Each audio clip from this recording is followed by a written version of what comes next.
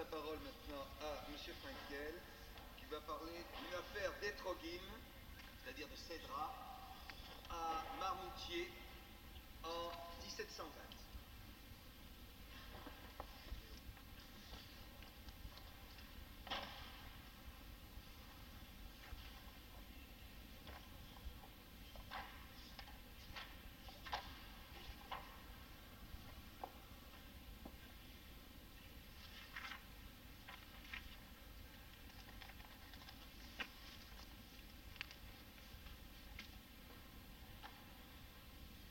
Messieurs, mesdames, entre le titre que j'avais proposé et le titre qui a définitivement été retenu, il n'y a pas une si grande différence, sauf que dans mon esprit, il s'agissait d'une affaire d'étrog, et c'est devenu une affaire d'étrogim, et ça change tout.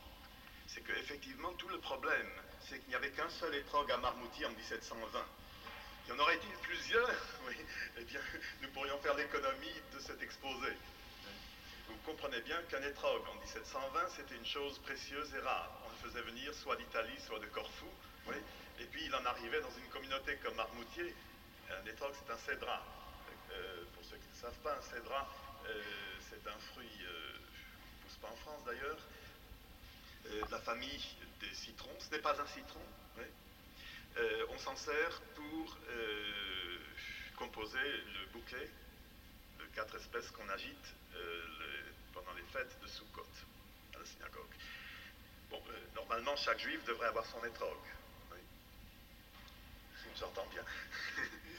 Il se trouve qu'à Marmoutier en 1720, il y avait un seul étrog, et c'est là l'origine de nos problèmes. Cette affaire d'étrog, oui, elle a pris un développement assez considérable, puisque dans une des liasses du notariat de Marmoutier, elle ne prend pas moins de 80 pages. Que j'ai fait photocopier, bien entendu, il y a des redites, oui, il y a des témoignages. On a délayé cette affaire tant qu'on a pu. Je vais essayer en 3/4 d'heure à la fois de vous parler de Marmoutier même et de vous situer cette communauté juive de Marmoutier et puis de vous parler de cette affaire. Mais tout d'abord, y a-t-il des personnes parmi vous qui sont originaires de Marmoutier? Parce que cette affaire est un procès, oui, il se pourrait très bien que l'un ou l'autre d'entre vous soit les descendants respectifs de Moshe et de Macholi, Michael, dont il est question. Sachez simplement qu'il est question, par respect pour les morts, eh bien, je ne vous dirai pas les noms. Il s'agit d'un Khan et d'un Lévi, qui sont en conflit, oui, ça arrive, ces choses-là. Je ne vous dirai pas qui était qui, sachez simplement qu'il y avait d'un côté le Schultheiss, c'est-à-dire ce qui correspondrait aujourd'hui au Parnas, au président, Oberschultheiss, oui, reconnu par les autorités, Moshe, Khan ou Lévi, je ne le dirai pas. Et d'autre part, Macholi, Michael, oui, Lévi ou Khan, oui, à vous de trouver. Cette affaire donc a fait couler pas mal d'encre. Voilà ce que ça a donné. Et je crois que c'est un cas assez unique, oui, une sorte de saisie de la vie quotidienne des Juifs, d'un petit patelin alsacien du début du XVIIIe siècle. Nous avons assez peu de documents sur cette époque, et en tout cas pas les documents montrant la vie quotidienne de ces Juifs. Avant de parler de l'affaire d'Etrog, oui, je voudrais vous situer Marmoutier, pour ceux qui ne connaissent pas. Si j'ai choisi ce sujet, c'est que d'une certaine façon, je suis lié à cette petite ville. La famille de ma mère est originaire. On n'entend pas? Je vais essayer de parler. Ou rapprochez-vous. Oui. Vous pouvez aussi, je crois qu'il ne faut pas avoir peur que ces sanctions n'est pas tellement nombreux, alors rapprochez-vous hardiment. Dès qu'on augmente la puissance, ça siffle. Alors hier, on a essayé. Si vous avez la gentillesse de vous rapprocher. Qu'une partie de ma famille, la famille de ma mère, était originaire de Marmoutier. Ce qui fait que j'ai, comment dire en hébreu, une shayachout, j'ai un lien avec cette communauté et que ce que je vous dis me concerne d'une certaine façon. Il faut dire également qu'aujourd'hui, Marmoutier est une petite ville, il doit y avoir un peu moins de 2000 habitants, située à 32-33 km de Strasbourg, sur l'ancienne route de Saverne. Vous connaissez sans doute Marmoutier par son église romane et par les orgues, je crois, Silbermann qui s'y trouvent. Oui. Inutile de dire que la communauté juive d'autrefois était, disons, à l'ombre de l'église romane et de ses orgues. Eh bien, aujourd'hui à Marmoutier, il reste en tout 5 juifs. Oui. Un ménage, 2 veuves et une vieille demoiselle qui se trouve être de 84 ans, qui se trouve être ma tante, Admeaves Mshana. Je connais Marmoutier, disons, depuis mon enfance, pour y avoir passé des vacances, et disons, dans les années 38-39, il y avait encore Mignonne. Il y avait à peu près une quinzaine de juifs, mais 5 bouchers. 5 bouchers, je me souviens très bien, mes tantes, oui, n'étaient pas, ma famille ne pratiquait pas la boucherie, mais tenait à se faire servir dans chacune de ces 5 boucheries pour ne pas faire de jaloux. C'est donc qu'on allait le lundi chez X, oui, le mardi chez un autre et le mercredi chez un troisième. Oui. On achetait le veau chez Meyer, on achetait le lembe, comme on dit, chez Lazare, et ainsi de suite. J'ai encore connu donc ces 5 bouchers, j'ai connu la synagogue, elle existe toujours, mais elle a été vendue à la municipalité. Il existe un cimetière, si j'ose dire, de toute beauté, dans la forêt, oui, un peu, et en mieux, si vous connaissez le cimetière de Saverne, oui, eh bien le cimetière de Marmoutier, c'est une pure splendeur, surtout en automne, lorsqu'il y a des couleurs changeantes. Ça, c'est la situation de Marmoutier telle que nous l'avons connue. Oui. Plus haut dans l'histoire, pour trouver une communauté plus florissante, il faut remonter en 1908. En 1908, il y avait encore un rabbin à Marmoutier, un poste rabbinique, ce qui laisse penser qu'il y avait que cette communauté était importante. Et effectivement, plus haut encore, là ça siffle, je sais pas, il y aura intérêt à changer de régime. Mais si ça siffle pas, ça marche pas. Alors, bon, je vais essayer. Entre 2 mots. Bon, je vais essayer de parler plus fort. Oui, non, c'est assez désagréable pour celui qui parle. Oui. Je vais essayer de parler. Oui. Non, c'est n'importe quoi. Je vais essayer de parler plus fort s'il le faut. Oui. On va essayer. Si vous prenez plus haut encore, en 1784, là nous avons un recensement, le recensement des Juifs d'Alsace, vous trouvez 51 familles et 299 individus. Oui. C'est assez intéressant de voir qu'à l'époque, oui, 5 familles possédaient valets et servantes, 13 familles possédaient une servante, et 2 familles avaient un précepteur particulier, ce qui laisse deviner une certaine richesse de cette communauté. Effectivement, ayant étudié les contrats de mariage de cette communauté, j'en ai trouvé très exactement 99 qui concernent Marmoutier même, et les sommes qui sont engagées dans ces contrats sont relativement importantes. Le critère, ce sont des contrats qui dépassent, comme dot, dont la dot dépasse 800 livres, 800 florins, 800 pièces d'or. Eh bien, vous trouverez sur les 99 contrats 33, donc très exactement un tiers, oui, qui portent sur des dots oscillant entre 800 et 5000 gulden, 5000 florins. Il y avait donc une certaine aisance chez ces juifs de Marmoutier. Quelques années plus tôt, en 1781, nous avons un autre recensement, très précis celui-là, oui, qui porte le nombre de juifs de Marmoutier à 307. Et alors ce qui est intéressant, c'est que nous avons un regard, le nombre de non-juifs qui habitaient Marmoutier à l'époque, oui, 307 juifs d'un côté et 1078 juifs d'autre, oui, non-juifs d'autre part, ce qui fait à peu près une proportion de 22 ou 23% de juifs sur l'ensemble de la population. Ce qui est aussi intéressant, c'est la répartition en 1781 entre les adultes et les enfants. Et ce sont des chiffres qui laissent assez rêveurs. Il y a donc, dans cette communauté juive de Marmoutier, 104 adultes en 1781 et 203 enfants. Donc, oui, 2 enfants pour un adulte. Il y a parmi les non-juifs 466 adultes et 612 enfants. Oui. Vous voyez que les naissances juives étaient supérieures. Effectivement, ça rejoint l'ensemble des plaintes que les intendants d'Alsace et les Amtsmeisters locaux, oui, émettaient sur les juifs trop nombreux, trop prolifiques, trop d'enfants.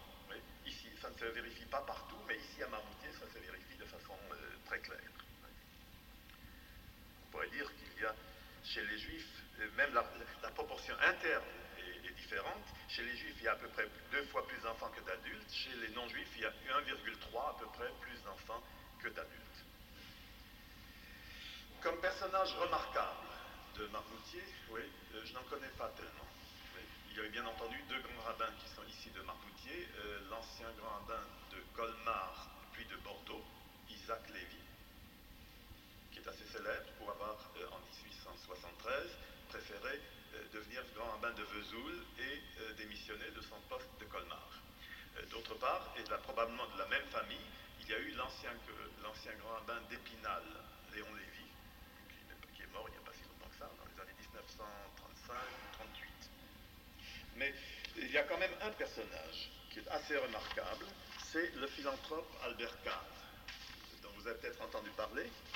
Il y a eu l'année dernière un article dans l'Express, oui, sur Albert Kahn, enfant de Marmoutier et philanthrope.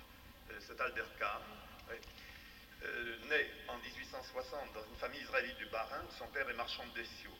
À 19 ans, il entre comme petit employé à la banque Gaucho, et avec l'aide d'un répétiteur alors inconnu, Henri Bergson, qui restera son ami, il prépare son baccalauréat en travaillant la nuit, passe sa licence en droit. Il réalise surtout d'importantes opérations avec les diamantaires d'Afrique du Sud, réussit si bien qu'il se trouve très vite fondé de pouvoir, directeur, puis propriétaire de sa banque, avec des moyens financiers énormes de réaliser ses rêves humanistes. Travailler au rapprochement entre les peuples et les consciences. Alors c'est l'image classique, oui, du petit Yete Yengle, ayant quitté son village, et venant à Paris, et puis au bout de quelques années, perçant, oui, et puis on n'oublie jamais les rêveries du ghetto, oui, eh bien, se prenant au sérieux et voulant promouvoir l'entente entre les peuples, la connaissance, le respect mutuel, enfin, vous voyez tout ce que ça peut donner. Malheureusement, Albert Kahn finira, qui était un des personnages les plus riches du globe, finit ruiné lors du krach boursier de 1929. Vous voyez, je crois d'ailleurs qu'il a fini assez misérablement pendant la guerre de 1940, oui, où, par charité, on le laissait habiter dans une pièce, une mansarde, dans son ancien palais. Il existe encore aujourd'hui à Paris un parc Albert Kahn, oui, que je n'ai jamais visité, mais qui doit être intéressant. Alors, il y a un souvenir précis que ma tante a raconté. Oui. Elle a encore connu Albert Kahn. Albert Kahn venait chaque année à Marmoutier pour Kaifor Office. Et alors, très curieusement, peut-être, oui, aussi encore des réminiscences de ses ancêtres qui étaient des kabbalistes. Oui, il passait la nuit entière au cimetière.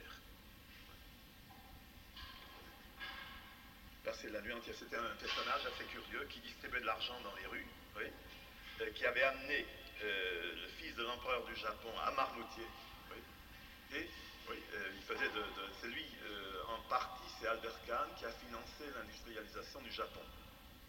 Et le Mikado, il y en est resté très reconnaissant. Et alors, ma tante raconte encore qu'il distribuait de l'argent comme ça dans les rues, et puis il passait la nuit au cimetière. Oui.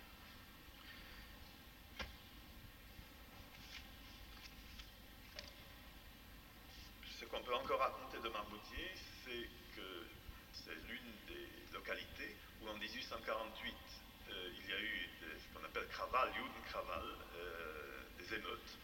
Oui. Vous savez qu'au moment de la révolution de 48, il y a eu dans différentes localités du Haut-Rhin et du Bas-Rhin des émeutes dirigées contre les Juifs, notamment à Marmoutier. Il y a eu pillage de 17 ou 18 maisons juives. J'ai ici le recueil de documents préparé par Mme Neher Bernheim, et elle cite une lettre intéressante, oui, adressée du 19 mars 48, adressée aux citoyens commissaires du gouvernement de la République près l'administration départementale du Bas-Rhin. Les citoyens commissaires, le gouvernement provisoire de la République vous a accordé des pouvoirs extraordinaires en récompense de votre patriotisme éprouvé. Les citoyens sous-signés de Marmoutier, il s'agit ici des citoyens non juifs, viennent en conséquence s'adresser à vous dans la situation malheureuse et exceptionnelle où ils se trouvent. Vous savez que dans la nuit du 28 au 29 février, une vingtaine de maisons israélites de cette commune ont été saccagées. Nous ne pouvons entrer maintenant dans tous les détails de cette malheureuse affaire. Ce que nous pouvons affirmer, c'est que la plupart des personnes qui ont pris part à ces attentats en sont des individus ruinés, réduits à la misère par les Juifs. Quelques malfaiteurs se sont joints et les ont entraînés et dirigés dans ces excès. Beaucoup de communes environnantes sont venues y prendre part, et l'émeute, ou plutôt l'insurrection, était telle qu'un détachement de 58 hussards de la garnison de Saverne, la gendarmerie de l'arrondissement, le maire et le conseil municipal, le juge de paix, une partie de la garde nationale de cette ville et messieurs les commissaires et juges d'instruction près le tribunal de Saverne accourus sur les lieux sans rester impuissants. Ce n'est que le lendemain, à l'arrivée d'un renfort de 100 gardes nationaux de Saverne, qu'on est parvenu à s'en rendre maître. Oui, là encore, l'histoire rejoint ma petite histoire personnelle. Parmi les 20 maisons juives qui ont été pillées se trouve la maison de mon arrière-grand-père. J'ai retrouvé des documents, oui, d'indomisation. Oui, il y avait déjà problème de comment on appelle ça, Wiedergutmachung, oui. Et je crois la révolte a eu lieu, l'émeute a eu lieu en 1800, le pillage a eu lieu en 1848, la Wiedergutmachung a eu lieu en 1853 ou 54. Oui. Par ailleurs, un autre souvenir qui se rattache aussi à ma famille, lors de cette révolte, mon arrière-grand-mère, qui venait juste d'accoucher d'un petit garçon, mon grand-père né en février ou en janvier 1848, oui, s'est sauvé, s'est habillé d'habits minables, ses plus vieux habits, a pris la voiture d'enfant et est partie dans la nature. Et elle voulait éviter les émeutiers, elle rencontre les émeutiers sur la route de Birkenwald. Il faut savoir que les émeutiers, c'était avant tout des montagnards, des gens de Wangenburg, de Engenthal, de Dabo qui descendaient. Oui. Et elle les a rencontrés. Oui. Et elle avait l'air tellement nébiche, avec ses vieux habits, oui, qu'ils ont dit Dostier était Kostiut. Ça, c'est une pauvre juive, laisse-la en paix, moyennant quoi, elle a pu rejoindre une ferme amie à Birkenwald. Retournons donc maintenant, oui, plus haut dans l'histoire, en 1720. Qu'est-ce qui se passe en 1720? Eh bien, nous avons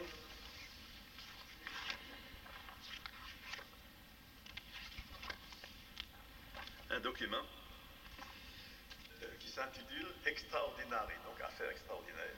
Oui. Erscheint Moses der Jude Schultheiß zum Ostmünster, klagt wieder Macholi, Juden unter Schultheiß und sagt, dass Macholi nicht allein, je traduirai tout à l'heure pour ceux qui n'entendent pas l'allemand, dass Macholi nicht allein immerwährend in seinem Schultheißamt turpieren und ampetieren, tel quel, sondern auch mit allerhand Unangenehmigkeit und Scheldwörter umfällt, wie das namentlich im letzten verwischenen Lobesfest wegen Verlosung des Meerapfels in der Schule in Nord. Non seulement, alors c'est une plainte que le président de la communauté adresse à l'Amtsmeister, oui, l'Amtsmeister c'est disons l'autorité, c'est le maire, oui. Moïse, le Schultheiß, oui, se plaint que son adjoint, le Unterschultheiß Macholi, l'embête, oui, le dérange, tout pire, oui, et en particulier lors des dernières fêtes de l'Aube, c'est le Lauberfest, c'est ce qu'on appelle le Laubhüttenfest, oui, la fête de Sukkot, oui, il y a eu tumulte dans la synagogue à propos d'un Verlos, ce qu'il appelle ici Verlosung des Meerapfels. Le Meerapfel, oui, la pomme des mers n'est autre que l'étrog, oui, fruit exotique. De quoi s'agit-il? Eh bien, grave problème. Faut-il verlosen oder versteigern der Meerapfel? Faut-il mettre le Meerapfel en loterie ou bien le mettre aux enchères? Oui. Oui, je voudrais avoir l'ironie d'un Heine, oui, pour vous monter cette affaire en graines. Oui. Parce qu'on ne peut traiter cette affaire que par le sourire et par le rire. Et pourtant, si on voulait faire une analyse du type marxiste, on trouverait très facilement, de par ces documents même, que ce n'est pas simplement, qu'il ne s'agit pas simplement de Meerapfel, qu'il ne s'agit pas simplement de savoir si c'est versteigert ou verlost, oui, mais ça cache, il y a tout un, comment dirais-je, il y a tout un arrière-plan, il y a toute une infrastructure, je ne sais pas si j'aurai le temps d'y arriver, oui.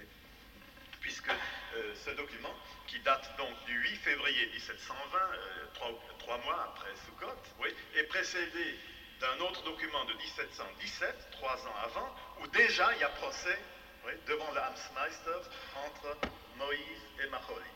Et nous avons un troisième document, peut-être le plus intéressant, oui, c'est un arrangement devant le Amtsmeister, Richterliche Ordnung, une sorte de compromis juridique passé devant le même Amtsmeister, de 1715, entre Moïse Schultheiß, le président, et Macholi de Unterschultheiß. Cette histoire donc a une préhistoire.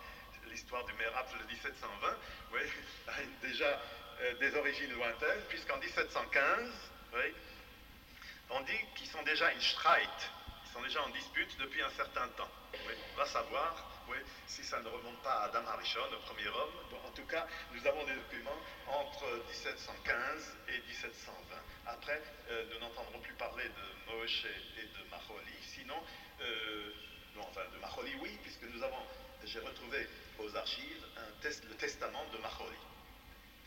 Alors, comment dire l'alsacien, Fleuil oder Gsteuil, versteigert oder verlost, oui, qu'est-ce que ça peut faire? Oui, bien entendu, on peut philosopher là-dessus si vous voulez, oui. On peut dire qu'il y a deux conceptions du monde qui s'affrontent là, oui. Verlost, eh bien, il y a la part de Dieu, c'est le hasard, oui, la mise en loterie. Je m'imagine que, de toute façon, il y avait un prix, je ne sais pas, les documents ne le disent pas, je m'imagine tout simplement que la Verlosung se faisait ainsi, qu'on mettait un prix déterminé, et puis on tirait en sort celui qui recevrait le Merapfel communautaire. Oui. Et je m'imagine que, s'agissant de non-juifs, oui, celui qui possédait, qui avait gagné, eh bien, s'empressait de faire participer les autres à la mitzvah. Comme aujourd'hui, il arrive très bien qu'on peut donner le matana, al-manat le-harzir, comme dit la halakha, oui, on peut donner, non pas prêter, mais on donne l'étrog et le lulav, oui, à charge pour l'autre de le rendre. Bon, donc là, si vous voulez, c'est, comment dirais-je, il y a un côté, je sais pas, intervention divine. Bon, et puis de l'autre côté, Versteigerung, c'est au plus offrant. Oui, il est question alors d'argent pur. Oui. Et là encore, en creusant un petit peu, on voit que effectivement, l'un des arguments que Macholi donne, oui, avant d'arriver à Macholi, disons ainsi, il semble que de tout temps, dans cette sainte communauté de Marmoutier, on ait procédé à la Verlosung du maire Apfel. On est mis en loterie. C'était la pratique. Et puis un beau jour, plutôt en 1719, oui, puisque le procès date du 8 février 1720, oui, un beau jour de 1719, le Unterschultheiß, Macholi, se met en tête qu'il faut absolument, mais absolument, que le maire Apfel soit versteigert, qu'on procède à la mise aux enchères de l'étrog du Cédra. Oui. D'où scandale à la synagogue.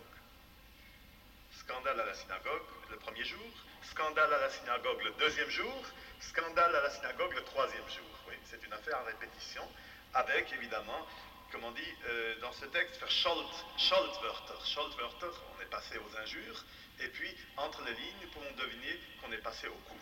Oui. Comment pour le dire comme chez nous, je me gagne de Schule. Ça arrive. Oui. Je dirais que peut-être je donnerai assez cher pour qu'on se batte encore aujourd'hui à la choule de Marmoutier. Oui, ce serait ma conclusion. Oui. Finalement, je préfère une choule où on se bagarre, oui, et encore pour un étrog, à pas de choule du tout, oui, ou à une choule où on ne se bagarre pas. Oui. Il se trouve que dans le monde entier, toutes les choules qui marchent, c'est là où on se bagarre. Donc c'est comme ça. Oui. Bon, au temps messianique, sans doute, on aura des synagogues où on ne se bagarre pas, mais c'est signe de vie.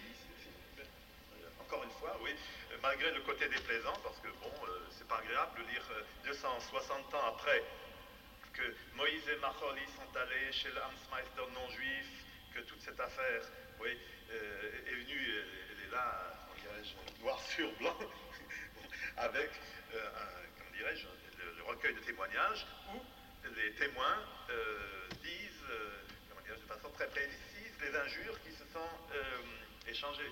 Ou plutôt que Macholi a prononcé, parce qu'il semble que Moïse, d'un caractère plus calme, n'ait pas réagi. Alors, la pratique courante était donc de mettre le Merapfel, le Cédra, en loterie. Et voilà que Macholi, un beau jour de 1719, oui, absolument tient à ce qu'on le mette aux enchères.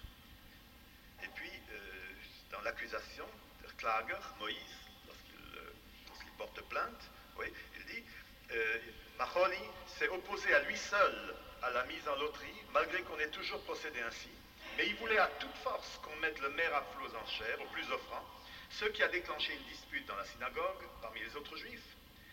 Et après qu'on ait procédé à la mise aux enchères, il semble que, malgré qu'une majorité de juifs était pour la Verlosung, oui, Macholi l'ait emporté, oui, et qu'on ait procédé finalement à la Versteigerung, à la mise aux enchères du Cédra.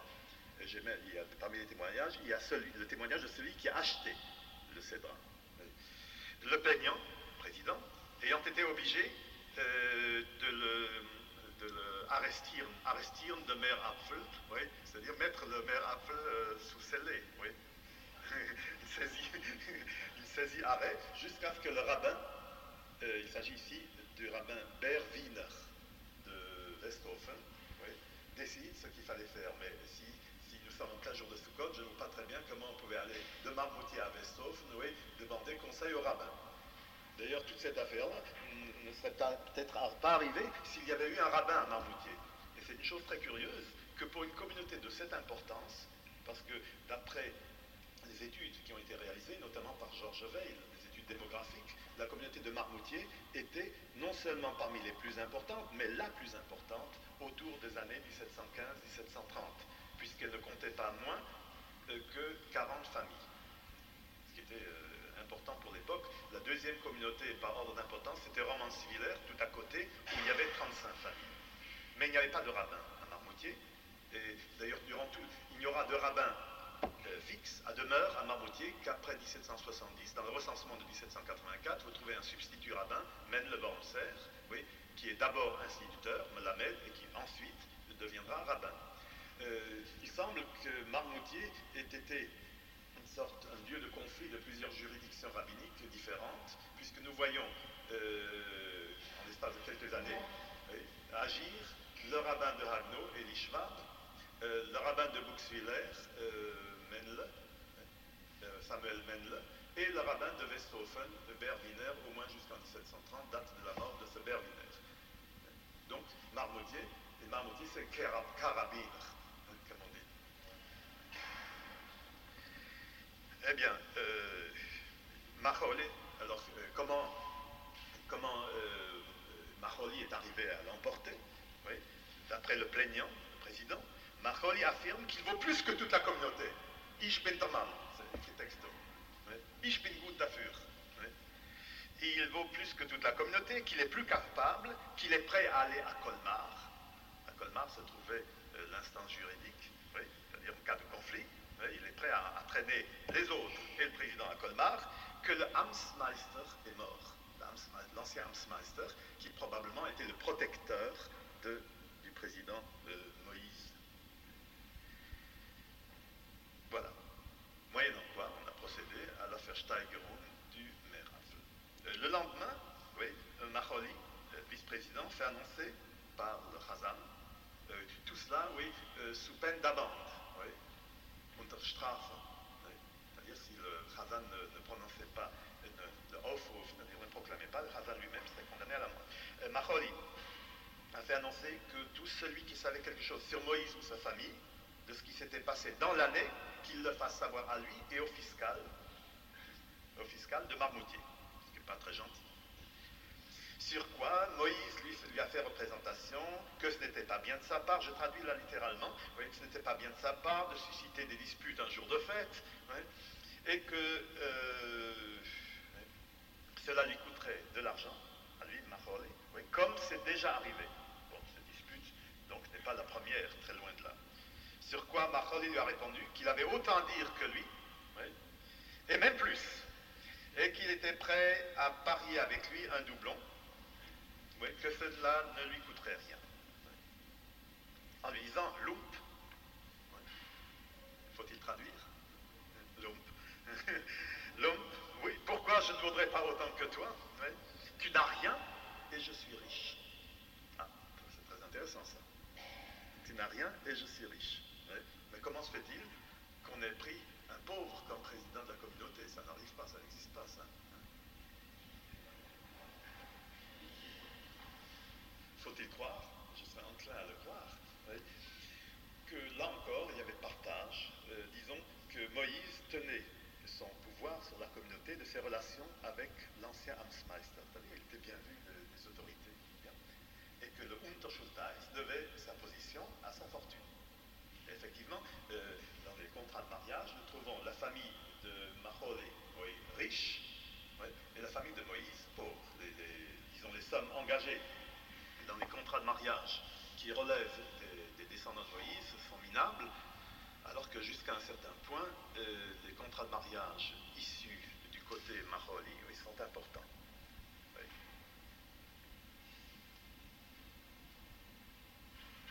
Et puis le troisième jour, oui. Donc tu n'as rien, et je suis riche. Et il répète plusieurs fois, tu bist nichts nutz, und ganze Geschlecht, ganze Familie ist nichts nutz. Et comme le fils du plaignant ne pouvait supporter ces paroles, ce dernier a commencé à se disputer, et une dispute a éclaté à la chaux. Donc il fallait le prévoir. Oui.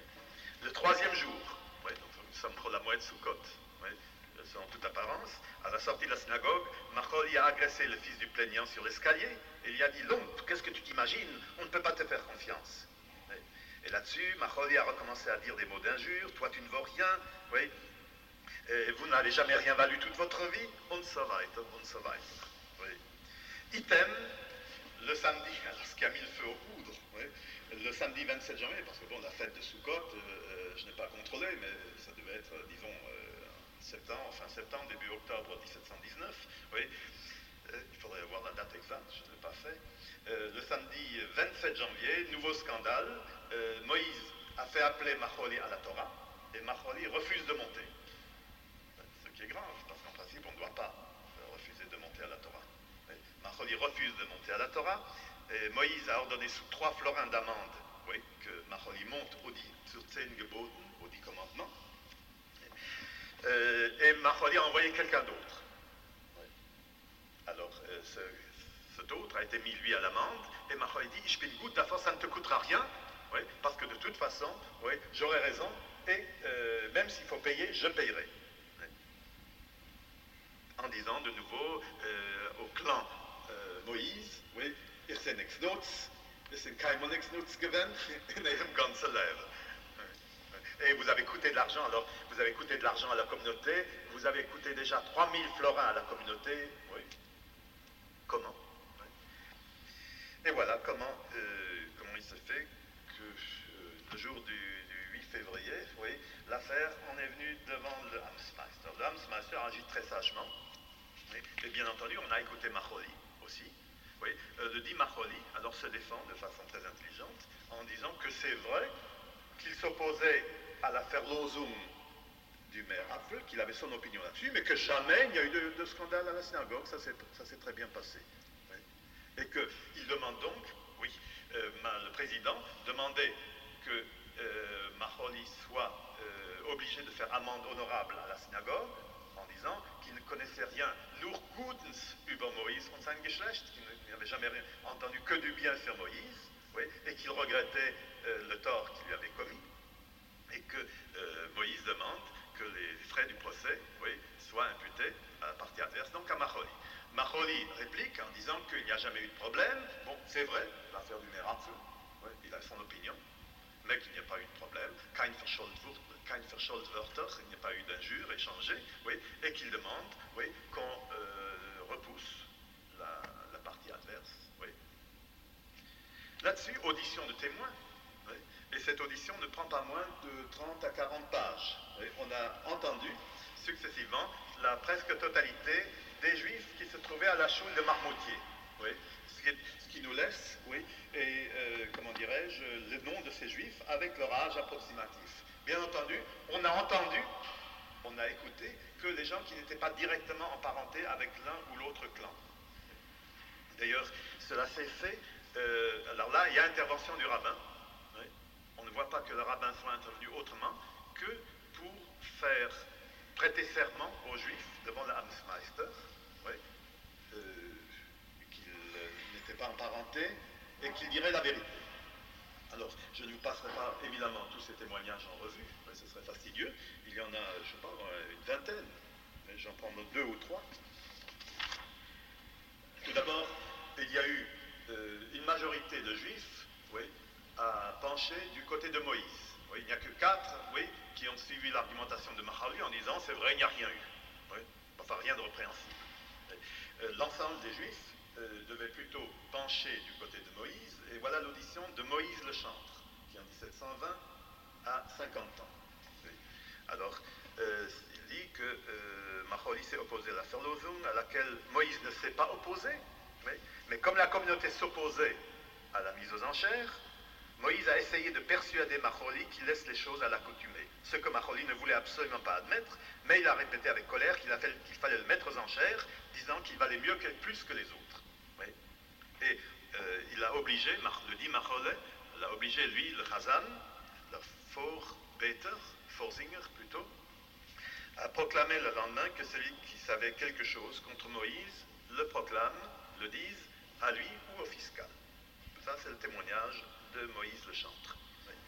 Wolf, qui a 60 ans, dit que, là il y a une petite divergence de témoignage intéressante, oui, que Moïse aurait demandé par avance à la communauté ce qu'il fallait faire du mer à feu. Donc Moïse prévoyait en quelque sorte qu'il y aurait, comment dire, on a laissé un peu de bulle, des histoires, que Moïse aurait demandé ce qu'il fallait faire avec le mer à feu, oui, et que Maholi dit qu'il fallait le mettre aux enchères, oui, et à l'opposition, malgré l'opposition de plusieurs. Maholi a ordonné de procéder à la mise aux enchères, qui valait mieux que tous les autres, que le maire était mort, l'ancien maire, l'ancien Amtsmeister est mort, oui, et que Moïse pouvait aller le traîner à Colmar s'il le voulait. Une suite de témoignages, et puis l'affaire se termine quelques mois plus tard par un jugement, en avril 1720, le jugement condamnant Maholi à faire amende honorable à la synagogue, à proclamer qu'il ne savait rien de mauvais contre Moïse, et à payer les frais du procès s'élevant à 64 florins. Somme assez considérable pour l'époque, puisque pour faire vivre une famille, un ménage, il fallait environ 100 à 120 florins par an. Il s'agit donc, comment dirais-je, d'un demi-salaire annuel. Bon, bien entendu, peut-être que Maholi pouvait se le permettre, oui, pour avoir le plaisir d'être traduit en justice. Oui. Le temps passe. Combien de temps il me reste? Quelques minutes. Le temps passe. Je voudrais simplement encore vous lire quelques extraits de l'arrangement de 1715. Oui, cet arrangement est particulièrement intéressant. Richterliche Ordnung. Donc là, nous ne sommes plus dans l'affaire des Trogim, oui, nous sommes 5 ans avant. Oui, les deux parties, oui, disons, comment on appelle ça en yiddish alsacien? Karlsraxen, oui. Karlsraxen. Les deux parties se retrouvent de nouveau devant le Amtsmeister. Oui. Richterliche Ordnung. Zwischen Moïse Juden, der Oberschulteil der Gemeinjudenschaft, sodann Maholi Juden, der Unterschulteil. Entre Moïse, le président, et Maholi, l'adjoint, le vice-président. Demnach in Versehung ihrer Diensten verschiedene Streitigkeiten vorgefallen und jetzt einer der anderen Gebot und Verbot vernichten wollen, comme l'un et l'autre annulent leurs décisions respectives, weswegen beider Teil zu uns der Amtmann berührter Marktbaus Münster kommen und zur Verhütung künftiger Uneinigkeit untertänisch angeführt. Et c'est la raison pour laquelle les deux parties sont venues soumettre respectueusement leurs problèmes devant nous, l'Amtsmeister. Wir möchten eine richterliche Entscheidung ergehen. Nous allons procéder à un jugement de compétence. Premièrement, weilen Moïse von ihrer hochwürdigen Gnade der Herren Prälaten zu einer Oberschultheißen und Maholi zu einem Unschultheißen angenommen worden, Moïse in solcher Qualität alle herrschaftliche und amtliche Gebot und Verbot der Gemeinjudenschaft zu verkündigen und zu vollziehen haben solle. Es wäre dann Sache, dass Moïse abwesend als solle Maholi solches zu verrichten schuldig sein. Voilà. Donc là nous voyons très bien que les deux, mais surtout Moïse, sont agréés, Moïse est agréé, oui, par Herren Prélat, il s'agit de l'abbé de Marmoutier, oui, et que Moïse, en sa qualité, aurait le soin, aurait la charge, disons, alle amtliche, herrschaftliche und amtliche Gebote und Verbote der Gemeinjudenschaft zu verkündigen, à faire connaître toutes les impératifs qu'on appelle aujourd'hui le pouvoir, l'autorité, l'autorité locale, et à les faire réaliser. Donc c'est Moïse, en quelque sorte, qui est le trait d'union entre l'autorité, le pouvoir et la communauté des Juifs. Zweitens, oui, bien entendu, Moïse étant absent, oui, c'est Maholi qui le remplace. Zweitens, die Gemeindejudenschaft mit Landherrschaft oder anderen rechtsmäßigen Schuldigen Gelder imponiert oder angelegt würde, so solle die Austeilung solcher Gelder und erster nicht als mit Vorwiesen weiter Schultheißen geschehen. Si jamais des impositions extraordinaires étaient levées sur les Juifs, on ne pourrait procéder à la répartition que de l'avis des deux responsables, tant de Moïse que de Maholi. Und zwar nach Belecken des Moïse, entweder in seinem Haus, et cela ne pourrait se faire que soit dans la maison de Moïse, soit dans la maison de Maholi, oui. Keinesweg aber in einer anderen Judenwohnung. Cette répartition ne peut se faire qu'au domicile de Moïse, respectif de Moïse, ou de Maholi, mais nulle part ailleurs. Voulait-on éviter de mettre d'autres familles dans le circuit, sans doute. Oui. Zumal drittens dazwischen in beiden Schultheißen wegen Regulierung ihrer Zeremonialsachen Streit entstehen sollten, wie dann dergleichen sich bereits zugetragen, comme il y a des conflits qui peuvent naître à propos des cérémonies des Juifs, donc si vous voulez de l'ordre interne à la synagogue, oui, et que c'est déjà arrivé. Oui. Indem Moïse wegen Besonderhaltung der Gebeten für die Abgestorbenen außerhalb der Schule befohlen, dass solche Gebete in den Privathäusern geschehen können, wann nur an vor 10 Personen in der Schule einfinden, damit selbige gehalten können werden. Hingegen aber Maholi habe wollen, dass vorderist alle Juden in der Schule, soviel deren zu Haus, und nicht Geschäften halten, verweisen müssen, erscheinen sollen, und dann der benötigten Zahl zur Haltung der Schule vorhanden, als dann erst die übrige zur Haltung der Privatgebete für die Abgestorbenen aus der Schule genommen werden wollen. Alors là, on retombe sur une question de Minyan. Oui. Moïse permettait de tenir les prières pour les morts, donc je suppose qu'il s'agit du Kaddish d'anniversaire de deuil, du Yahrzeit, oui, au domicile de la famille. Et puis Maholi, bien entendu, il n'est pas question un instant de détruire le minyan de la synagogue, le minyan officiel de la synagogue, mais Moïse admettrait bien, oui, qu'on puisse se réunir d'emblée, aller d'emblée, oui, s'il y a 10 personnes à la synagogue, si déjà il y a minyan à la synagogue, le restant des Juifs peut bien faire la prière dans la maison de celui qui a Yahrzeit. Par contre, Maholi veut que d'abord tous les Juifs se retrouvent à la synagogue, et ce n'est qu'une fois qu'on aura constaté le minyan qui a 10 personnes, à ce moment-là, oui, on laissera partir les gens. Bon, là encore, il y a deux conceptions du monde différentes, oui, on peut aussi philosopher là-dessus, si on en a envie. Oui. Bref, oui, bien entendu, oui, le juge, l'Amtsmeister, ne prend pas de décision. Oui, dass all dann erst die übrige zur Haltung der Privatgebete für die Abgestorbenen, wird dieser Artikel zur Décision an Yissachar, den Rabbiner zu Westhofen, verwiesen, et il laisse au rabbin de Westhofen, Yissachar, il s'agit de Yissachar Ber Wiener, qui à ce moment-là était Wiener, c'est quelqu'un qui vient de Vienne, peut-être après l'expulsion des Juifs de Vienne à la fin du XVIIe, début XVIIIe, il y a eu plusieurs expulsions à Vienne. Et donc le rabbin aura pouvoir de décision en ce qui concerne le cérémonial des Juifs. Voilà.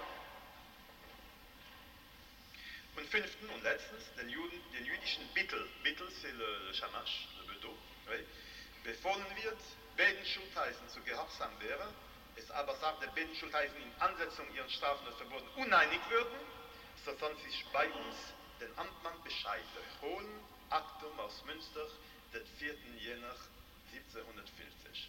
Le bedeau, donc qui était chargé, l'exécutif qui était chargé d'annoncer, oui, les décisions, oui, doit obéir, respecter l'ordre des deux Schultheiß, oui, mais s'ils sont en désaccord, eh bien on retournera chez l'Amtsmeister. Oui. Et voilà comment l'autorité, oui, a pu s'introduire de façon officielle dans les affaires internes des Juifs. C'est encore bien qu'on ait laissé au rabbin Issachar Wiener le pouvoir de décider ce qu'il fallait vraiment faire en ce qui concerne le minyan du Yahrzeit. Voilà, je crois que je n'ai pas dépassé mon temps, on pourrait encore dire pas mal de choses, oui.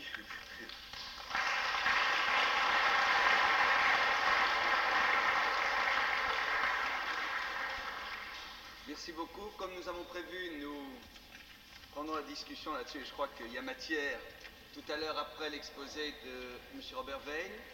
Je vais simplement dire une chose, servir de lien, que la tradition juive nous a toujours appris qu'effectivement, avec Adam Arishon, il ne s'agissait pas de pommes. Je suis en train de me demander, après vous avoir entendu, s'il ne s'agissait pas d'étrog. Il s'agissait d'étrog. Il s'agissait d'étrog. Vous voyez, je me trouve tout à fait conforté dans cette relecture de la Bible grâce à vous. Je cède maintenant la parole à Robert Veil, qui va nous parler, et j'ai déjà dit hier soir, lapsus tout à fait significatif, qui, comme il nous est imputable, nous ne l'interpréterons pas, comme s'il avait été imputable à d'autres, nous aurions monté sur nos grands chevaux. Il va parler non pas du patrimoine des Juifs alsaciens de 1648 à la conférence de presse du général de Gaulle, C'est merveilleux. mais il va parler du patriotisme. Je lui cède la parole.